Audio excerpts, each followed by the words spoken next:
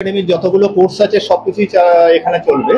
মূলত computer related যে training সেন্টারগুলো থাকে সেখানে বেসিক কম্পিউটারের ওপরে জোর দেওয়া হয়, কেননা মাধ্যমিক এবং উচ্চ মাধ্যমিকের ওপরে যে স্টুডেন্টগুলো থাকে তারা basic computer, word, excel, power point, windows এগুলো শেখে বা ইন্টারনেট ইমেল শেখে। তো এখানে আমরা কি করব, বেসিক কম্পিউটার শেখাবো, তার সঙ্গে সঙ্গে এখন যেটা মার্কেটে বা বিভিন্ন কোম্পানি ইউজ করছে যে সফটওয়্যার, বেসিক কম্পিউটারের সাবস্টিটিউট একটা চলে এসেছে জি সুইটস।